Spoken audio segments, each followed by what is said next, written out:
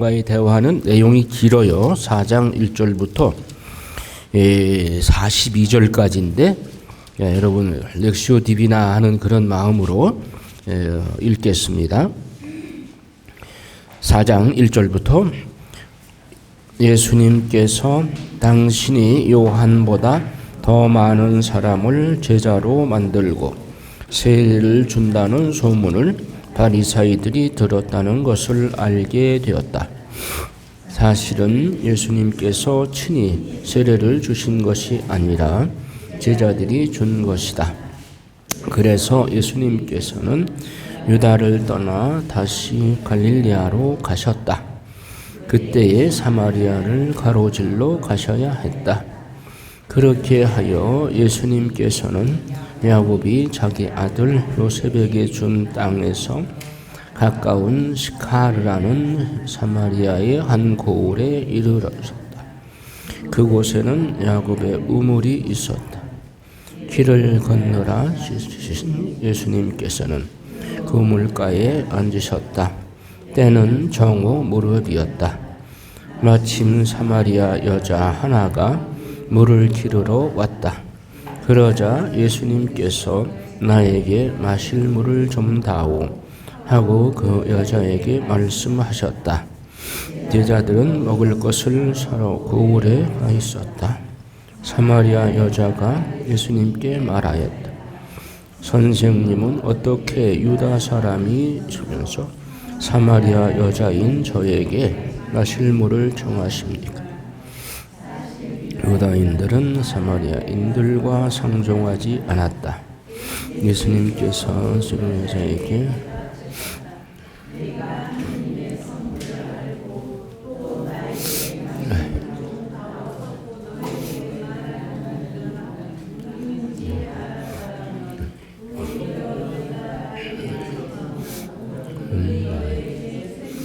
주었을 것이다. 그러자 그 여자 예수님께 말하였다. 선생님, 두레박도 가지고 계시지 않고 우물도 깊은데 어디에서 그 생수를 마련하시렵니까? 선생님이 저희 조상 야곱보다 더 훌륭한 분이시라는 말씀입니까? 그분께서 저희에게 이 우물을 주셨습니다. 그분은 물론 그분의 자녀들과 가축들도 이 우물물을 마셨습니다. 예수님께서 그 여자에게 이르셨다. 이 물을 마시는 자는 누구나 다시 목마를 것이다. 그러나 내가 주는 물을 마시는 사람은 영원히 목마르지 않을 것이다. 내가 주는 물은 그 사람 안에서 물이 솟는 샘이 누리게 할 것이다. 그러자 그 여자가 예수님께 말하였다. 선생님, 그 물을 저에게 주십시오. 그러면 제가 목마르지도 않고 또 물을 기르러 이리 나오지 않아도 되겠습니다. 예수님께서 그 여자에게 가서 네 남편을 불러 이리 함께 오너라 하고 말씀하셨다. 그 여자가 저는 남편이 없습니다 하고 대답하자 예수님께서 말씀하셨다. 저는 남편이 없습니다 한 것은 맞는 5시나 있었지. 지금 함께해서 남편이 아니니 주님께 말하였다. 선생님, 이제 보니 선생님은 예언자시고 저희 조상 이스. 그런데 선생님네는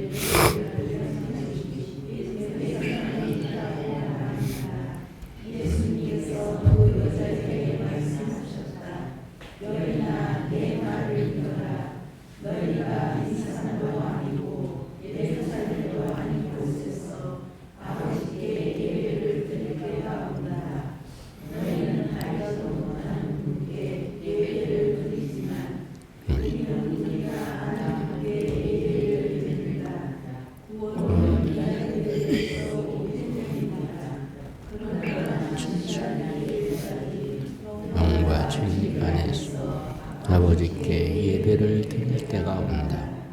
지금이 바로 그때다. 사실 아버지께서는 이렇게 예배를 드리는 이들을 찾으신다. 하느님은 영이시다. 그러므로 그분께 예배를 영과 진리하는 예배를 드려야 한다. 그 여자가 예수님께 저는 그리스도라고도 하는 메시아께서 것을 압니다. 그분께서 오시면 우리에게 모든 것을 주시겠지요 하였다. 그러자 예수님께서 그 여자에게 말씀하셨다. 너와 말하고 있는 내가 바로 그 사람이다. 바로 그때에 제자들이 돌아와 예수님께서 여자와 이야기하시는 것을 보고 놀랐다. 그러나 아무도 무엇을 너는 저 여자와 무슨 이야기를 하십니까? 하고 묻지 않았다. 그 여자는 물동이를 버려두고 거울로 가서 사람들에게 말하였다. 제가 한 일을 모두 알아맞힌 사람이 있습니다. 와서 보십시오. 그분이 그리스도가 아니실까요? 그리하여 그들이 거울에서 나와 예수님께 모여왔다. 그러는 동안 제자들은 예수님께 스승님 잡수십시오 하고 권하였다. 그러나 예수님께서는 나에게는 너희가 모르는 먹을 양식이 있다 하시자 제자들은 서로 누가 스승님께 잡수실 것을 갖다 드리기라도 하였다는 말인가 하고 말하였다. 예수님께서 다시 그들에게 말씀하셨다. 내 양식은 나를 보내신 분의 뜻을 실천하고 그분의 일을 완수하는 것이다. 너희는 아직도 넉 달이 지나야 수확때가 온다 하고 말하자 내가 너희에게 말한다. 눈을 들어 저 밭을 봐라. 곡식이 다 익어 수확때가 되었다. 이미 수확하는 이가 삭슬 받고 영원한 생명에 들어갈 알곡을 거두어 드리고 있다. 그리하여 씨 뿌리는 이도 수확하는 이와 과연 씨 뿌리는 이가 수확하는 이와 옳다. 나는 너희가 애쓰지 않는 것을 수확하라고 너희를 보냈다. 사실 수고 너희가 그 수고의 연필을 거두는 것이다. 그 거울에 사는 많은 사마리아인들이 예수님을 믿게 되었다. 그 여자가 저분을 제가 하는 일을 모두 알아맞았습니다 하고 증언하는 말을 하였기 때문이다.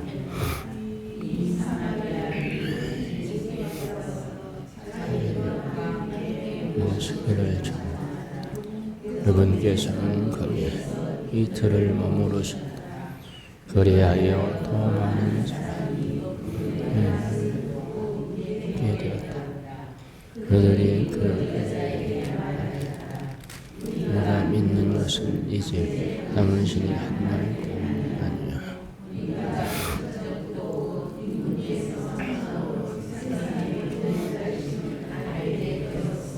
네. 자, 예수님이 사마리아 땅을 일부러 가십니다. 그래서 이것은 그냥 가도 좋고 안 가도 좋은 게 아니라 하느님의 명에 따라서 꼭 가야 한다. 대의라고 하는 단어를 또 썼어요. 하느님의 뜻이 유다인들에게 정말 아주 그냥 뭐 소돼지처럼 그렇게 멸시하는 사마리아인들에게 일부러 복음 전하러 찾아가신 겁니다. 그래서 유다인과 사마리아인들은 오랫동안 앙숙 관계였다.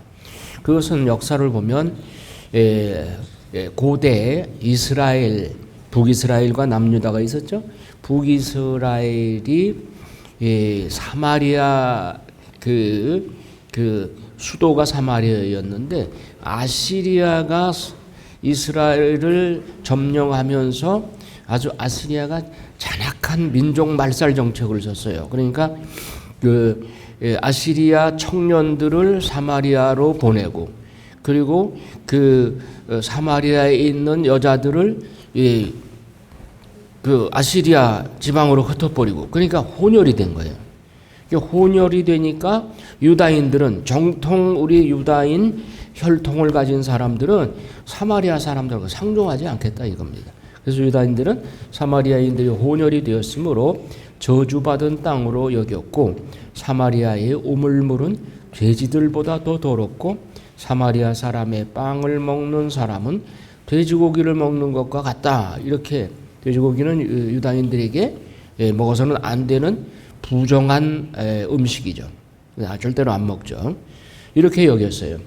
그래서 유다인들은 사마리아인들과 상종을 하지 않았고 만나기조차 꺼려해서 요르단강 건너편 페레아 길, 곧 한참 돌아가는 길로 다녔어요. 그러니까 사마리아를 직행해서 가면 빠른데 그냥 우회해서 다녔어요.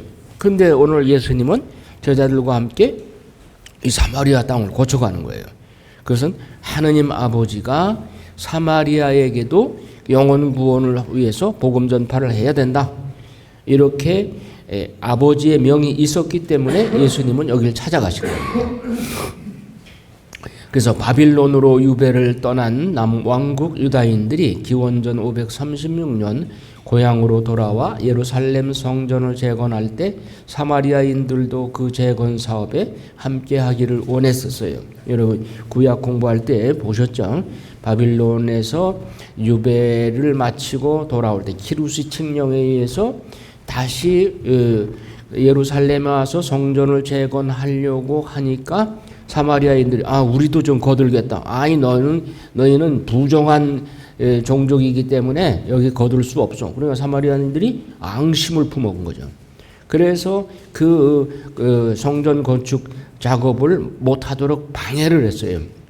그래서 사마리아인도 그 재건 사업에 함께하기를 원했으나 유다인들로부터 거절당하자 감정이 상한 사마리아인들은 성전 건축 온갖 방법으로 방해했어요.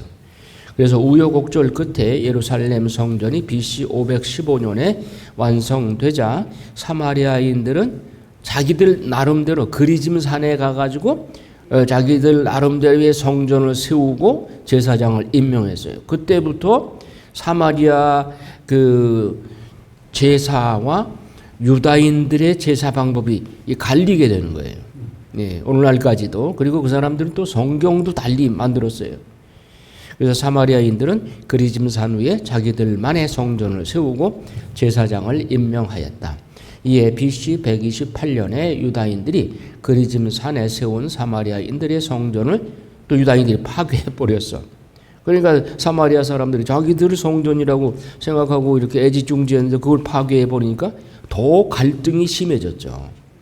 요즘도 유다인들은 차라리 이방인들과 어울리긴 해도 사마리아 사람들하고는 어울리지 않아요.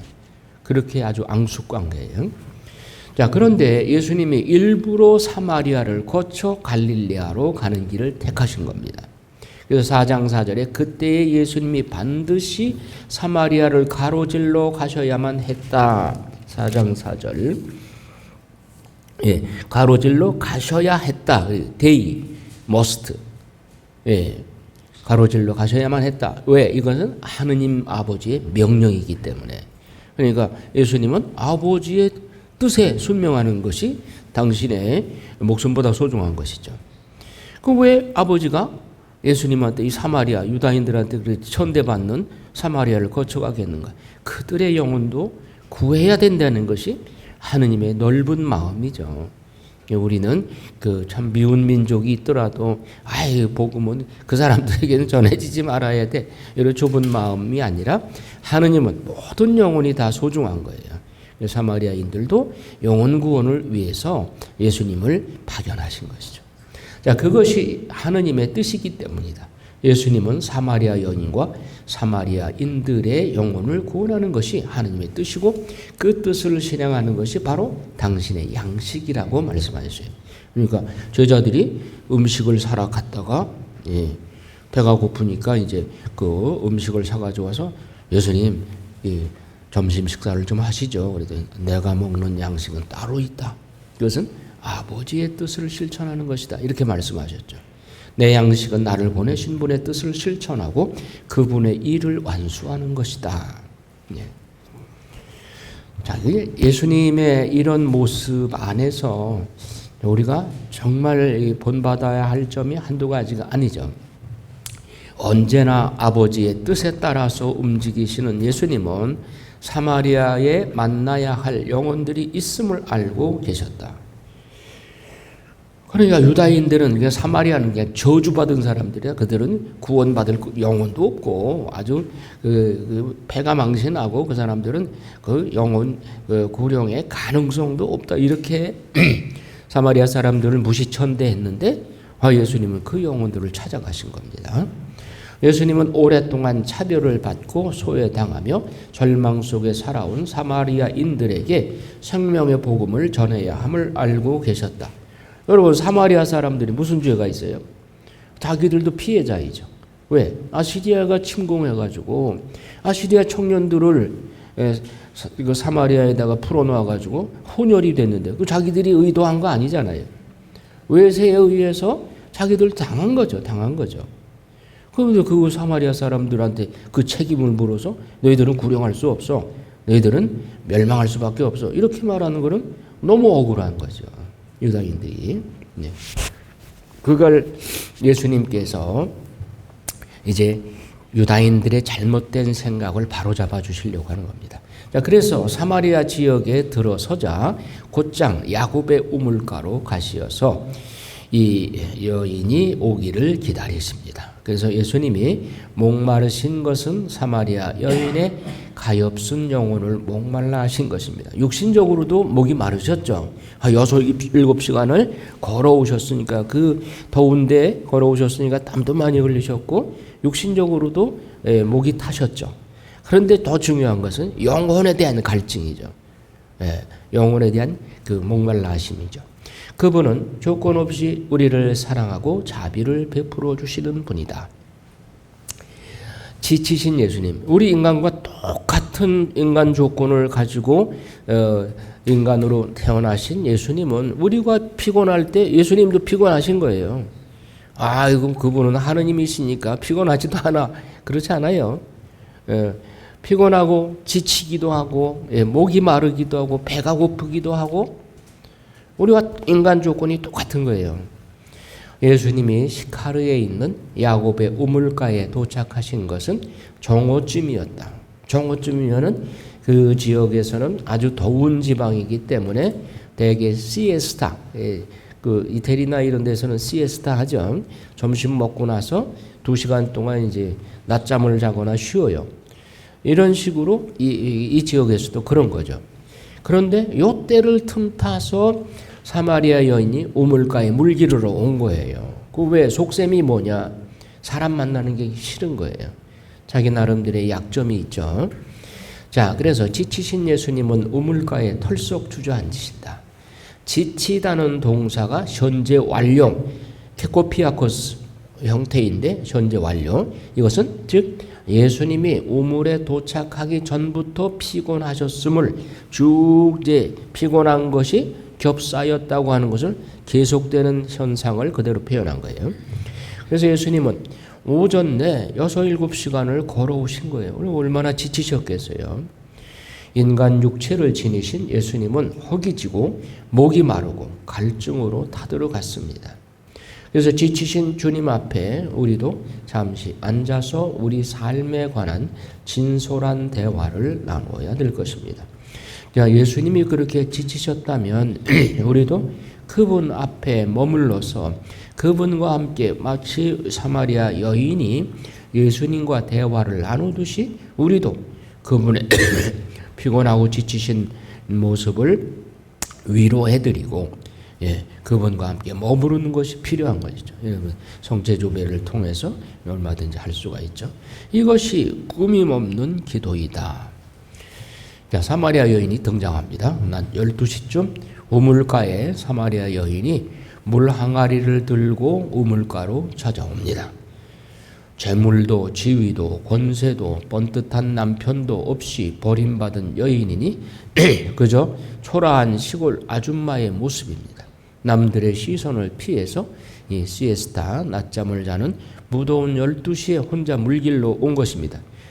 그러니까 흔히 이 잘못 생각하는 게 사마리아 여인이 품행이 방정하지 못하고 뭐라고 그래야 돼?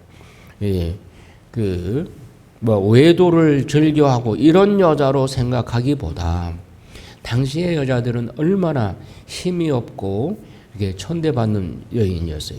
그러니까 남자들이 살다가 싫으면 차버리면 그만이에요. 그 여자들은 그냥 당하고만 있었어요. 사마리아 여인도 일종의 그런 것이죠.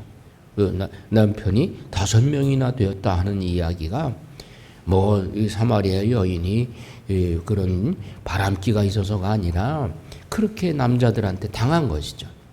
이렇게 생각을 하고 접근을 해야 돼요. 자, 예수님과 사마리아 여인의 만남의 의미. 구약 성경에서 우물가의 만남은 결혼으로 이어집니다. 자, 우리가 탈출기에 보면 모세와 십보라가 우물가에서 만났죠. 그래서 물 한 잔 주시오. 그리고 양에다가 물을 주고 또 이삭의 부인 레베카를 만난 것도 이삭의 그 종이 가서 우물가에서 만나서 이 대화가 이루어지죠. 그러니까 우물가와 이 결혼 관계 이런 것들이 아주 결혼 관계가 우물가에서 맺어지는 경우가 많았어요. 구약 시대에. 야곱과 라헬의 운명적인 만남도 우물가에서 이루어졌다. 아니 양치기 하는 이제 여자들도 양치기를 했잖아요. 그런데 양 몰고 가는데 거기 쫓아가서 뭐 하겠어요? 우물가에 앉아 있으면 양을 물을 먹이러 올 거 아니에요. 여자도 그렇고 남자도 그렇고. 그럼 거기서 대화가 이루어지는 거죠. 그래서 결혼 관계가 우물가를 중심으로 해서 이루어졌다. 자, 요한복음 3장에서 세례자 요한은 예수님을 신랑으로 소개했습니다. 이제 8강에서 이루어지게 되는데 자신은 신랑의 친구로서 신자들은 예수님의 신부로 선포합니다. 그러니까 세례자 요한이 예수님을 신랑으로 자기는 예수님의 신랑이신 예수님의 들러리꾼, 나중에 나옵니다만 들러리꾼으로 그리고 우리도 요한 세례자처럼 들러리꾼 예수님 신랑이신 예수님을 마중하는 혹은 신부로서의 신분으로 이렇게 영적으로 그렇게 결부시켜 주는 겁니다. 그래서 자신은 신랑의 친구로서 신자들은 예수님의 신부로 선포합니다. 바오로 사도도 자신의 사명이 신랑인 예수님과 신부인 신자들을 영적으로 결혼시키는 것이라고 바오로 사도도 말해요. 그래서 뭐라고 그러냐면 나는 여러분을 순결한 처녀로 한 남자인 그리스도께 바치려고 그분과 약혼시켰습니다. 영적인 의미예요. 그러니까 바오로 사도가 신랑이신 예수 그리스도 그분은 묵시록 19장에 신랑으로 다시 오시죠. 그럼 그렇게 다시 오시는 신랑이신 예수 그리스도와 영적으로 신부의 관계로 약혼시키는 것이 바오로 사도의 사명이다. 이렇게 말했습니다. 고린도후서 11장 2절에 이와 같이 예수님은 신랑이요 신자들은 그분의 신부로 등장합니다. 그래서 본문에서 예수님은 사마리아 여인의 영적 결혼이 이루어지는 것입니다. 그래서 사마리아 여인이 예수님을 믿게 되면 그분의 신부가 되는 것입니다. 그러니까 사마리아 여인을 나를 그 사마리아 여인에 대입시켜서 읽으면은 실감이 나죠. 사마리아 여인은 오늘의 우리라고 할 수 있다. 삶의 목마름에 지쳐있는 우리를 위해서 주님이 찾아오시어 생명의 물을 주고자 하신다.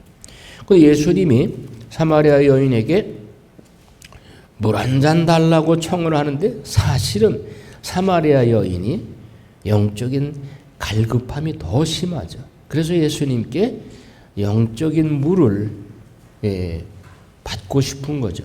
예수님은 그걸 너무 잘 아시기 때문에 네가 주는 물은 마셔도 목이 마르겠지만 내가 주는 물을 한 번만 마시게 되면 영원히 목마르지 않으리라.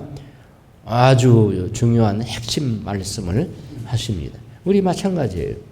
예수님께 가서 그분이 주시는 영생의 물을 마시게 되면 영원히 목마르지 않게 되는 겁니다. 자, 목마른 사람.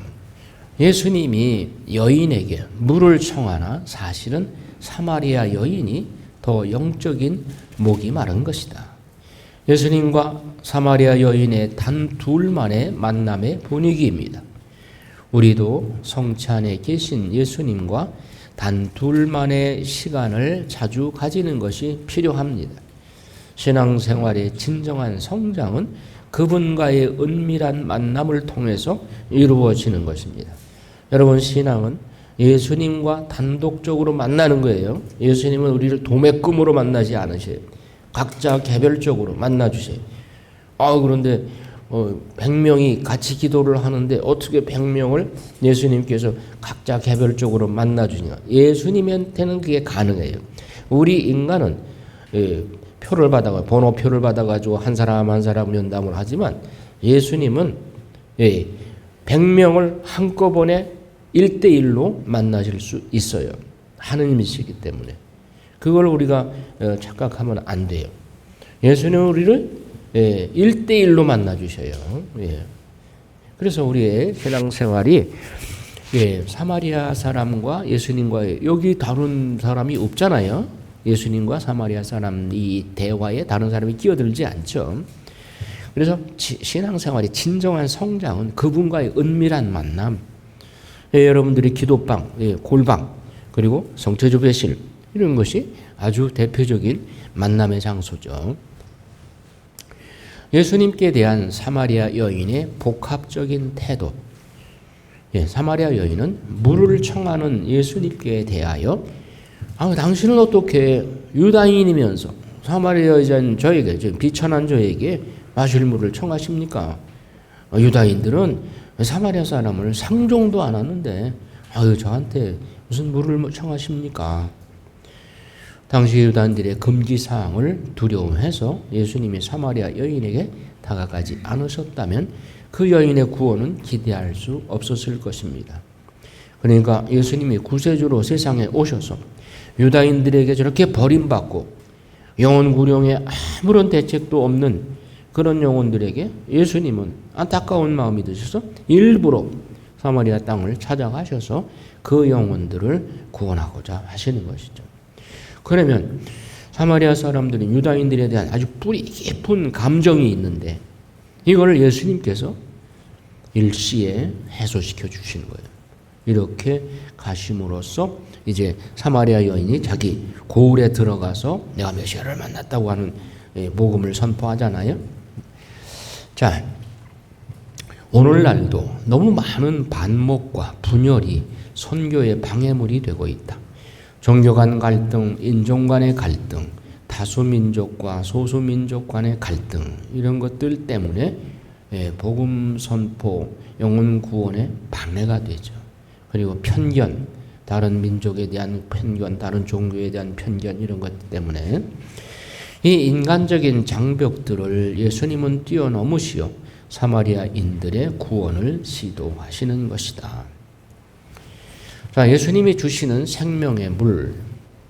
예수님께서 그 여자에게 대답하셨습니다. 네가 하느님의 선물을 알고 또 나에게 마실 물을 좀 다오 하고 너에게 말하는 이가 누구인지 알았더라면 오히려 네가 그에게 청하고 그는 너에게 생수를 주었을 것이다.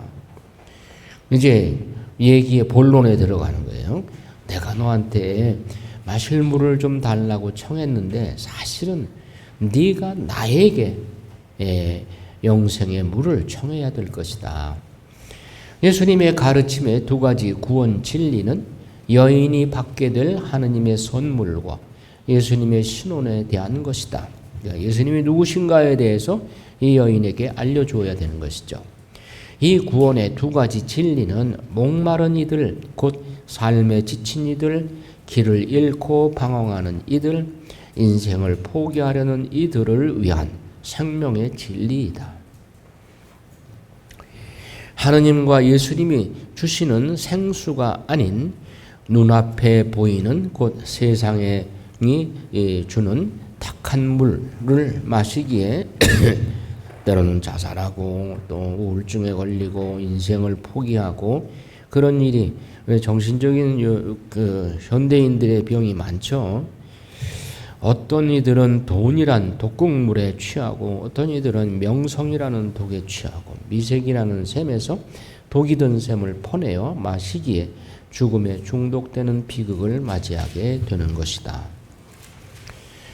예레미야 2장 13절에 정령 내 백성이 두 가지 악행을 저질렀다. 그들은 생수의 원천인 나를 저버렸고 제 자신을 위해 조수동굴을 물이 고이지 않는 갈라진 조수동굴을 팠다. 예레미야 2장 13절 유명한 말씀입니다. 그러니까 생수의 원천인 예수님, 마르지 않는 생명수가 나오는 예수님을 저버리고 제 자신을 위해서 조수동굴을 팠는데 이게 물도 없는 마른 조수동굴을 판 거예요. 물이 고이지 않는 갈라진 조수동굴을 팠다. 여러분 예레미야서 잘 기억하시겠지만 하느님이 예레미야한테 이제 너희 나라가 너무 우상숭배에 빠지고 하느님을 등지고 살기 때문에 이러다간 바빌론 유배 간다. 그러니 정신 차려라. 돌아와라. 아무리 얘기해도 안 들어요. 그러니까 하느님이라는 이 마르지 않는 영원한 구원의 셈을 버리고 자기들 나름대로의 물도 없는 조수동굴을 판 거예요. 이거를 예레미야 예언자를 통해서 꼬집으신 것이죠. 결국 끝까지 안 들으니까 어떻게 돼요? 바빌론 유배 갔잖아요. 바빌론 유배 가서 거기서 뉘우치는 거예요. 고생하다가 우리가 믿던 하느님이 참 하느님이야. 다니엘 예언서를 통해서 그리고 에제키엘 예언자를 통해서 우리가 믿던 하느님이 진짜 참 하느님이야. 이걸 깨닫고 다시 70년 만에 돌아와서 이제는 다시는 우상숭배에 빠지지 않죠. 자, 물이 고이지 못하는 조수동굴이란 생명이 없는 곳, 쓰레기만 쌓이는 웅덩이, 이 세상에 돈, 권력, 명예, 이거는 진짜 물이 고이지 않는 동굴이요. 이런 것에서 희망을 두고 그러면서 뭔가를 희망을 걸고 사는 사람은 결과가 뻔한 것이죠. 그래서 하느님은 언제나 우리에게 생명의 물을 주시고자 하신다. 그러나 우리가 그분에게 다가가야 한다. 가만히 있어가 되는 일이 아니죠. 우리의 목마름을 해결해 주실 분은 그분뿐이시므로 그걸 알고 다가갈 때에만 비로소 그분의 선물을 받을 수 있는 것이다. 그래서 묵시록 3장 20절에 예수님께서 내가 네 문 앞에서 문을 두드리고 있다. 누구든지 내 목소리를 듣고 문을 열면 나는 그의 집에 들어가 그와 함께 먹고 그 사람도 나와 함께 먹게 될 것이다 하셨죠. 예수님은 우리 안에 오셔서 우리에게 이 마르지 않는 영생의 물을 주시고자 하는 거예요. 그런데 우리는 세상의 돈, 권력, 명예라는 생명도 없는 그런 물마른 조수동굴을 파고 있단 말이에요. 자, 예수님의 복음 선교 방법. 예수님은 사마리아 여인에게 다가가서 마실 물을 청하는 것으로 대화를 시작합니다. 예수님의 대화법이에요. 그러니까 그냥 다짜고짜 예수 믿고 천당 가시오 그렇게 접근을 하면 저항감을 불러일으키죠. 그래서 평범한 대화로 상대방의 그 관심사 이런 것을 슬쩍 타취하면서 대화를 시작하죠. 그리고 점차 당신의 존재와 그리고 영혼 구원에 관한 말씀으로 이렇게 대화를 깊혀 나가시죠. 예수님의 방법이죠. 그래서 세상의 물로 대화를 시작하여 영원한 생명을 주는 물로 화제를 바꾸고 가신다. 상대방의 처지에서 출발해서 대화를 자연스럽게 이끌어가며 복음을 전하는 것이 가장 효과적이다. 여러분들이 복음 전파할 때도 이 방법 쓰셔야 된단 말이에요. 그러니까 사람들을 만날 때 그 사람의 관심사에 대해서 이야기를 시작을 하고, 그리고 점차적으로 신앙적으로 아주 자연스럽고 부드럽게 인도해 가야 되는 것이죠. 저 양평에 박물장수 할머니, 예전에는 그 머리에 이고, 한박을 이고 다니면서 이것도 팔고 저것도 팔고 하는 할머니가 있었어요.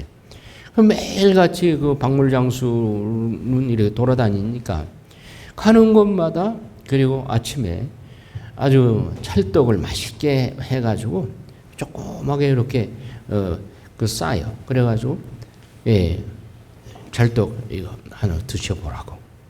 그러면서 대화를 시작하는 거예요. 그리고 이제 나중에는 내가 예수 믿으니까 이렇게 마음이 평안하고 기쁘고 좋다고. 그러면 그 사람은 이 박물장수 할머니가 맨날 이렇게 친절하게 그 떡을 주고 그러니까 호감을 갖고 있잖아요. 호감을 갖게 되면 그분의 말을 귀 기울여 듣게 된다고요. 저 할머니처럼 예수 믿으면 저렇게 기쁘게 살 수 있는가 보다. 그렇게 점차 변화되면서 1년에 40명을 전교를 해서 전교 대상을 받았어, 그 할머니가.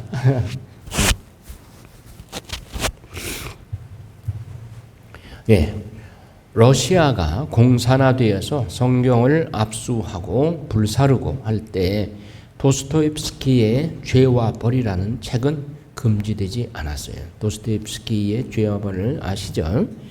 사실 그리스도교 신앙의 바탕을 둔 책이거든요. 근데 러시아인들은 성경은 압수당했지만 이 죄와 벌이라는 책은 돌려가면서 봤어요. 그래서 러시아인들은 그 책의 주제가 희망과 절망, 용기와 미움, 선과 악의 싸움을 통해서 복음 정신을 깨닫게 되었어요. 그래서 러시아가 비록 그렇게 박해 시대를 겪었지만 그분들의 신앙이 죽지 않았던 것은 이렇게 죄와 벌과 같은 소설이 그대로 돌았기 때문에 신앙이 죽지 않고 다시 피어나게 됐죠. 영화 미션 보셨죠? 이 미션 덕에 젊은이들이 복음의 가치를 깨닫고 자신의 삶을 주님께 봉헌하기 위해서 성소받은 청년들이 많이 나왔어요. 그 미션을 영화를 보면 그 선교사가 원주민하고 이렇게 원주민이 오해를 하고 살해 위협을 가하고 막 화살을 쏘고 막 그러잖아요. 그래도 이 선교사는 끝까지 예수님의 사랑의 정신으로, 용서의 정신으로 끝까지 그들을 사랑하고 끝에 가서는 이 선교사가 성체 거동을 할 때, 성광에 모시고 거동을 할 때 결국 그 원주민이 쏘는 화살에 맞아 죽죠. 그러면 미션 영화가 그렇게 끝나죠. 자, 이런 것을 보면서 청년들이 멋있다. 나도 선교사 한번 돼야 되겠다. 그래서 선교사 성소를 받은 사람이 많아요. 그러니까 이렇게 영화나 미디어를 통해서 얼마든지 우리의 신앙을 더 깊혀나갈 수 있는 것이죠. 복음을 직접 전하는 것도 중요하지만 때로는 우회하여 복음 정신을 영화나 소설과 같은 소셜 미디어를 통해서 간접으로 세상적 흥미거리에 포장지에 싸서 전하는 것도 효과를 발휘할 수 있다. 그러니까 교리서를 강의한다고 그러면 청년들이 재미없다고 안 오죠. 그러나 미션이나 이런 죄와 벌이나 이런 거를 영화로 만들면 호기심을 갖고 많이 본단 말이에요. 보면서 마음이 움직이는 거예요. 참 멋있다. 신앙을 갖는 게 저렇게 멋있구나. 또 복음 전파에 아주 큰 역할을 하는 거죠. 자, 사마리아 여인의 태도. 예수님이 사마리아 여인에게 생수를 주겠다고 하니까 여인은 예수님이 야곱의 우물에서 나오는 물을 주겠다는 것으로 생각한다. 그래서 우물이 깊은데 어떻게 두레박도 없이 물을 기르려고 하느냐고 되물어요. 그러니까 이게 대화의 초점이 다른 거죠. 자, 여인이 예수님을 부르는 호칭이 처음에는 당신이라고 했다가 그 다음에 선생님으로 바뀌어요. 처음에는 그냥 유다인과 사마리아인의 관계였어요. 차별의식으로 경계하는 태도였어요. 근데 이제는 거리감이 좁혀지고 흥미를도 느끼는 그런 태도입니다. 그러나 그 내용은 예수님의 초성적인 영생의 물을 깨닫지 못하고 세상에 물을 준다는 뜻으로 이해했어요. 그냥 당신은 두레박도 없이 저 깊은 물을 어떻게 퍼내서 나에게 주겠다는 말입니까? 이렇게 엉뚱한 얘기를 하죠. 예수님은 영생의 물, 영신적인 물을 주시겠다고 하는 것인데, 자, 야곱의 우물과 예수님의 생수가 다른 점은 무엇인가? 사마리아 여인이 예수님께 선생님이 우리 조상 야곱보다 더 위대하십니까? 라는 질문에 대답하지 않으시고 영생의 물로 화제를 돌리십니다. 이 물을 마시는 자는 누구나 다시 목마를 것이다. 그러나 내가 주는 물을 마시는 사람은 영원히 목마르지 않을 것이다. 이 귀가 번쩍 뜨이는 말이죠. 예, 그러니까 그분이 주시는 물을 마시면은 다시 물길로 안 와도 되겠구나 이런 생각이 든 거예요. 내가 주는 물은 그 사람 안에서 물이 솟는 샘이 되어 영원한 생명을 누리게 할 것이다. 귀가 번쩍 뜨이는 말이에요. 예수님이 이 물을 마시는 자에서 마시는 이라는 동사는 계속되는 행위를 나타내는 시제이다. 즉 야곱의 우물물을 마시는 사람은 계속 마셔야 한다. 그러니까 세상이 주는 물은 계속 마셔야 되죠. 한편 내가 주는 물을 마시는 사람은 에서 마시다는 한 번만 마시면 족하다는 헬라어 요 단어가 이런 묘미가 있는 거예요. 앞에 마시는 물은 계속해서 마셔야만 갈증을 풀 수 있는 것이고, 예수님이 주는 물은 한 번만 마시면 다시는 마시지 않아도 족하다, 이 단어를 쓴 거예요. 그래서 그런 시제를 썼어요. 즉 예수님이 주시는 물은 한 번만 마시면 다시는 목마르지 않다. 그런데 요한복음 7장 37절에 목마른 사람은 다 나에게 와서 마셔라. 나를 믿는 사람은 성경 말씀대로 그 속에서부터 생수의 강들이 흘러나올 것이다. 이는 당신을 믿는 이들이 받게 될 성령을 가리켜 하신 말씀이다. 성령의 물, 성령의 물은 한 번 마시게 되면 그 속에서 생수의 강이 흘러나올 것이다. 진리의 성령은 하느님의 계시를 인간에게 해석하거나 설명해 주는 중개자입니다. 브라운이라고 하는 그 요한복음 주석의 권위자가 이런 말을 했어요. 진리의 성령은 예수님의 계시를 인간에게 해석하거나 설명해 주는 중개자이다. 성령이 하시는 일이죠. 그러므로 예수님이 주실 생수는 예수님이 주시는 성령과 계시 전체를 포함하는 개념이다. 자, 우리의 실제 삶에서 어떻게 이를 실현시킬 것인가?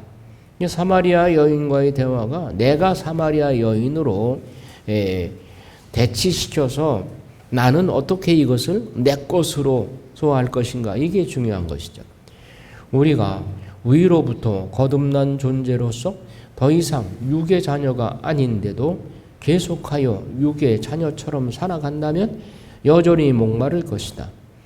우리가 예수님이 주시는 생명수 곧 성령의 인도와 예수님의 가르침에 순종하여 살아가지 않기 때문이다. 우리가 신앙을 갖고 신앙생활을 하는 것은 성령의 인도에 따라서 살아야지, 신앙 따로 생활 따로 그렇게 되면 신앙이 별로 나에게 도움이 안 되는 거예요. 그래서 육의 욕망이나 욕심과 집착을 떨쳐버리고 성령의 인도에 따르고 말씀에 순종하여 살아갈 때 목마르지 않는 생수 체험을 하게 될 것이다. 때로는 하느님이 우리 영혼을 단련시키기 위해서 목마름을 허락하신다. 그래서 영성가들이 말하는 영혼의 어두운 밤 들어보셨죠? 영혼의 어두운 밤을 체험하게 하셔요. 그래서 하느님과 깊이 일치한 이들에게 허락하는 목마름을 허락하셔요. 그리고 그런 목마름에서 하느님을 더 갈급해 하고 예수님을 갈급해 하는 마음을 심어 주시는 거죠. 이제 상황이 뒤바뀌어 물을 청하던 예수님께 도리어 사마리아 여인이 물을 청합니다. 아, 선생님, 그 물을 저에게 주십시오. 그러면 제가 목마르지 않고 또 물을 기르러 이리 나오지 않아도 되겠습니다. 라고 청합니다. 처음 갈증을 느껴 물을 청한 분은 예수님인데 지금은 여인이 갈증을 풀어줄 물을 청합니다. 이게 어떻게 보면 예수님이 마중물을 부어가지고 이 여인으로부터 오히려 예수님께 더 관심을 갖도록 이렇게 화제를 바꾸는 것이죠. 여인은 예수님의 영생의 물을 이해하지 못하고 인간적인 청을 합니다. 이것은 우리가 범하는 한계이기도 합니다. 조성적인 은혜를 주시고자 하시는 주님께 세상적인 축복을 요구하는 것입니다. 그래서 사마리아 여인과 우리의 목마름, 이렇게 사마리아 여인은 육신의 목마름 때문에 예수님께 다시는 목마르지 않는 물을 달라고 청했지만 계속되는 예수님과의 대화에서 드러난 그녀의 사생활과 질문을 고려하면 그녀가 육신의 목마름보다 더 근본적인 깊은 목마름이 있음을 알게 됩니다. 즉 정서적 목마름과 영적인 목마름입니다.